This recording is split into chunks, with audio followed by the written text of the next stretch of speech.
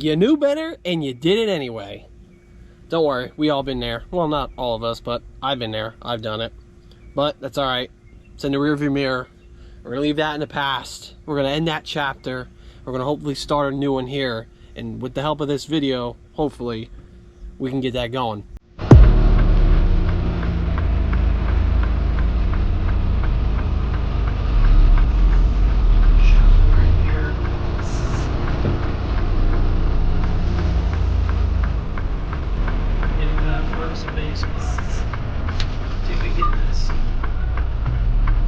What's going on, guys? Welcome back to a brand new video. So if you're new, thanks for tuning in. If you're returning, thanks for tuning in. In this video, we're going to be talking about trying to find a trucking company navigating this weird economic time, downturn, recession, whatever you want to call it. And specifically for those individuals like myself that have a DUI on their record. So I'm sitting here on the laptop. Here, I'll show you. Right here. We're browsing FreightWaves. We're looking at all kinds of different stuff.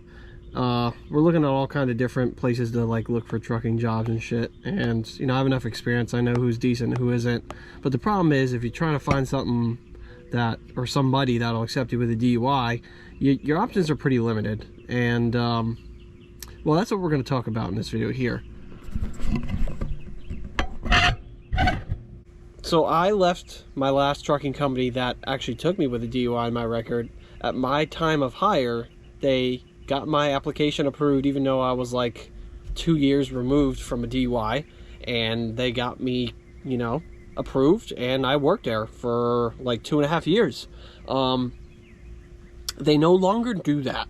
I made a video about it about 2 years ago, and it turns out more recently they no longer do that. They also hired SAP drivers at the time. I think they're still doing that. I'm not 100%. I've been gone from there for like 7 months now, so I can't really speak on that. That's not what this video is about. This video, we're going to be talking about, you know, trying to navigate this weird time and trying to find a trucking company that will accept you with a DUI on your record.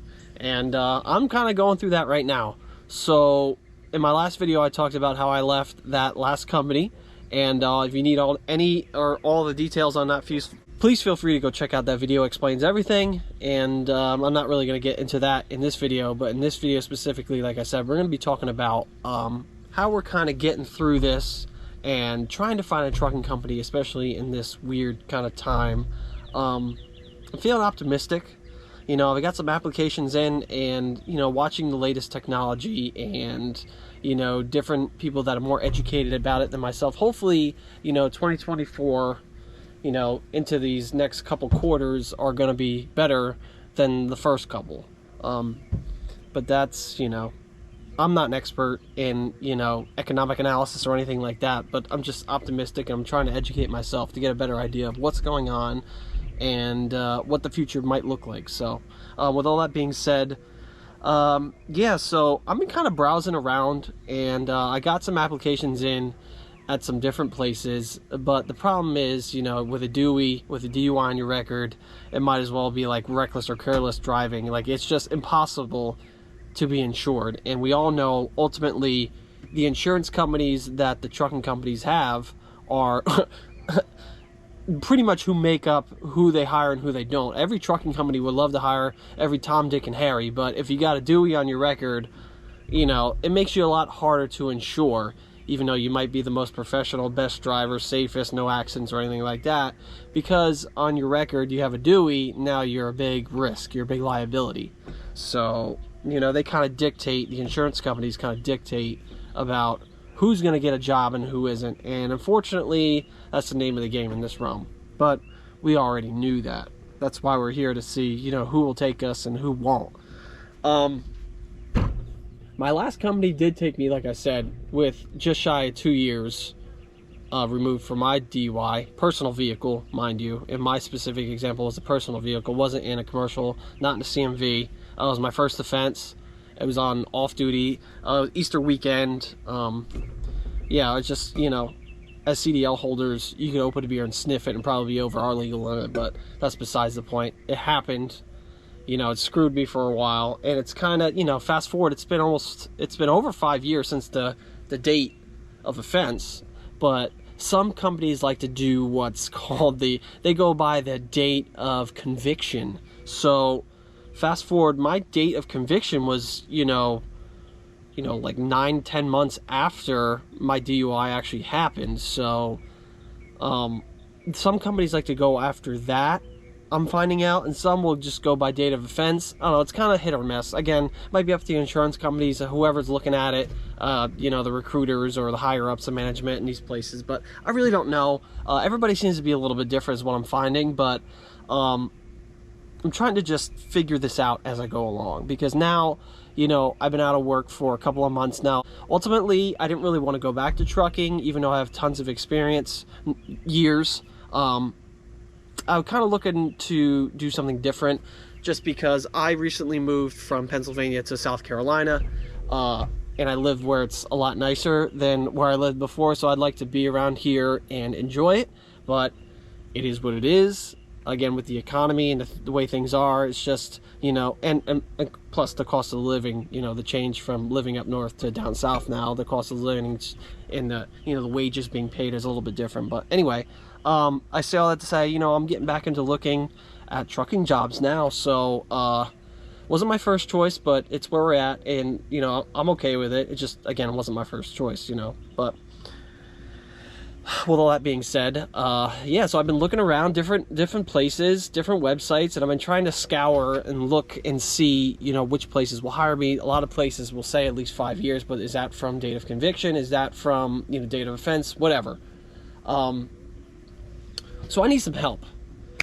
The point of this video is I'm going to need some help, and we're going to help everybody that's watching this video, because we want to, navigate this weird time together. I know of some companies that will probably will hire based on their, their reputation within the trucking realm, with people with fresher DUIs than mine. But for me personally, it's been some time, I'm kind of at that threshold again, that almost, it's been past 5 years, but almost 5 years since date of conviction mark for me. So I'm looking for the audience, and I need your guys' input. Let's do this. Let's figure this out together. Leave me some suggestions in the comments, and for everybody else that's watching this at any point in the future, about some places, big or small, that, would take somebody with records like our own. Again, we're not the best. We might be the best drivers, but not the best record-wise and VR-wise. So it's kind of difficult, and we're all just trying to see what our options are, and that's kind of where I'm at. Now, I've been kind of putting some applications in at certain places. It's been a little wishy-washy, some back and forth. Some of the bigger carriers, especially, because they have a lot of dedicated freight, they can, kind of navigate this a little bit better than maybe some of the smaller companies that are dealing with spot freight or brokered rate. It's just, it's hard. There's a lot of things up in the air, and I try to be very, very, specific, and I put a lot of thought into the places that I work, because I don't want to job hop. That's not really my deal. I've only ever been at a couple of places, and 3 of them to be exact. And that's, over a period of years now, and my last employer was, like I said, it was like 2.5 years. I would still be there if they didn't dissolve the regional positions. But anyway, let's figure this out together. Now, I think that some of the companies that will take you that have a fresher DUI than mine, are some of the obvious ones, like places like Trans Am will probably take you, Western Express, I know, but they'll probably take you. Maybe somebody like Pam Transport, which, has a reputation of hiring criminals or whatever. They don't pay as much, but, we're kind of stuck. If we want to keep driving trucks, this is kind of what we got to do. And it's not permanent, obviously. It goes without saying, but we're not going to be married to this employer long term. It's just a place where you get your experience. You let some time go by. You get that kind of in the rear view mirror a little bit more, and you move on. But I was hoping that a lot of the audience that would be tuning in to watch this video will put some suggestions for some places that they know of besides the ones that I just listed, into the comments so that we can all, myself and everybody in the future that's watching this, could get some potential ideas. We can discuss some places, you know, what type of trailers or what type of freight are we moving? Is it flatbed? Is it reefer? Is it dry van? You know, what do the wages look like? Maybe some websites, you know, maybe your best friend's neighbor's uncle told you about this place one time, you know, 6 months ago or whatever. Just something that we can all, you know, have a place to look together and a place of reference for people that you're going through the same thing I'm going through, because I'm not the only one. I've learned that. It happens, you know. We're all humans. We all make mistakes. You know, if we could change that night or that day, we'd probably go back and would do that, but we can't. So we're here and we're sitting out here watching this video together. So, it's tough. It's a tough place to be, you know. And I would still, like I said, I'd still be at my last employer if it wasn't for them getting rid of the regional lane altogether. You know, all they had was OTR, and at that moment, at that time, I was getting ready to move down here, and, you know, I was like, I don't really want to sacrifice a lot of time away, especially if I'm moving somewhere nice. So, yeah, some suggestions. What are your thoughts on all this? Am I a dumbass? Of course I'm a dumbass. Is every person that's watching this with the same problem a dumbass? I mean, we all make mistakes. We're all kicking ourselves. I promise you, I've been harder on myself than anybody's mean words. I promise you that. I've been critically hard on myself. But again, we're trying to leave that in the rearview mirror. We're trying to turn the page, trying to end that chapter and find out the next one. But that's where we're at, guys. Those are the suggestions that I have. I know they're not great, and if you get anywhere, it's probably not going to be great. It's not going to be your dream gig, but it's going to be something. And if you have to learn something new or do something different or do something that you don't want to do, you know, if you want to do flatbed or reefer or drive, and whatever, you know, whatever the case may be, you know, we're going to have to stick it out for a little bit. And like I said, get to the point where we have better options, that so much time has elapsed that we have better options for ourselves. So that's kind of where I'm at. Questions, comments, concerns, down in the comments, guys.